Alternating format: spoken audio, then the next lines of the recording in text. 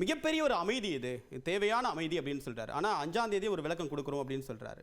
சூழ்ச்சி இல்லை, இது எந்த விதமான சூதும் இல்லை அப்படின்னு சொல்லிட்டு அவரே ஒத்துக்கிறாரு. உங்களுடைய பார்வை?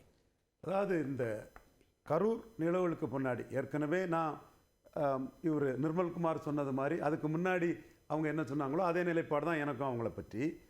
அந்த கரூர் நிகழ்வுக்கு பிறகு நடந்த சம்பவங்களில் எடப்பாடி பழனிசாமி ஐயா அவர்களுடைய கூட்டங்களுக்கு தாவேக்கனார் கொடி காட்டினது, அது தொடர்பாக தலைமையிலேருந்து கிளியர் கட்டான ஒரு மறுப்போ எதுவோ இல்லை.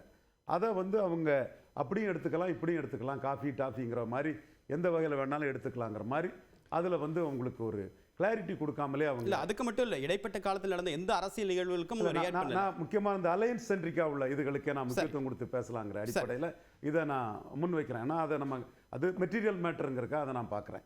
அது 2 நாட்கள் இவங்களே ஆட்களை வச்சு பண்ணியிருக்கலாம். அதுக்கப்புறம் இயல்பாகவே அது நடக்க ஆரம்பிச்சிடுச்சு. அந்த கேடர்ஸ் மத்தியில் நம்ம எடப்பாடி தான் நம்ம அரசியல் எதிரி திமுகவை வீழ்த்ததுக்கு முடியுங்கிற ஒரு எண்ண ஓட்டம் வந்தது. அது இயல்பாக நடந்ததா அல்லது என்னங்கிறதுக்கு இவங்க ஒரு கிளாரிட்டியோ அது சம்பந்தமான ஒரு கிளியர் கட் மறுப்போ ஏதோ தலைமையிலேருந்து அன்னைக்கும் இல்லை இன்றைக்கும் இல்லை இதுவரை இல்லாத ஒரு தன்மை இருக்குது. அப்போ இவங்களுக்கு ADMK alliance option one of the option, இதுதான் ஆப்ஷன் நான் சொல்ல வரல, அதை ஒரு ஆப்ஷனாக வச்சுருக்கிறாங்க.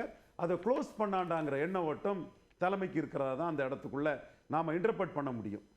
அந்த புள்ளிக்குள்ளே பாஜகவை கலத்தி விட்டுட்டு தவேகாவை சேர்க்க போகிறாங்கங்கிற பல தகவல்களும் வரும்போது ஆர்வி உதயகுமார் நீங்கள் துணை முதல்வருங்கிற ஒரு அடிப்படையில் கூட பேசினாப்புல. இல்லை, அந்த விண்டோவை ஓப்பன் பண்ண வேண்டாம் அப்படின்னு நிலைப்பாடு எடுத்துட்டாங்கன்னு சொல்கிறீங்க.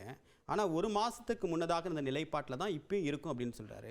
1 மாதத்துக்கு முன்னாடி என்ன விண்டோ ஓப்பனில் இருந்தது, இப்போ என்ன விண்டோ ஓப்பனில் இருக்குது, ஏன் அவங்க க்ளோஸ் பண்ணிட்டாங்கன்னு சொல்லி கருத்துக்கள். நான் இப்போ ஏன் சொல்ல வராங்க வெளியே பேசுகிறாங்கங்கிறக்குள்ள காரணத்தை சொல்கிறேன். கடைசியாக ராஜேந்திர பாலாஜி என்ன சொன்னார்னா, எங்களுடைய அதிமுக பாஜக கூட்டணி தொடரும், பாஜகவும் அதிமுகவும் சேர்ந்தாலே 180 சீட்டு வெற்றி பெறுவோம், அதில் தாவேக்கா வந்தால் 200 சீட்டு வெற்றி பெறுவோம்னு சொல்லும்போது ஆர்வி உதயகுமார் 4 நாளைக்கு முன்னே பேசின ஸ்டேட்மெண்ட்ல இருந்து மாறுபட்டு தாவேக்கா ஒரு 20 சட்டமன்ற தொகுதிக்கு தகுதியான கட்சிங்கிற ஒரு இம்ப்ரெஷனை முன்னாள் அமைச்சர் ராஜேந்திர பாலாஜி கொடுக்குறாரு.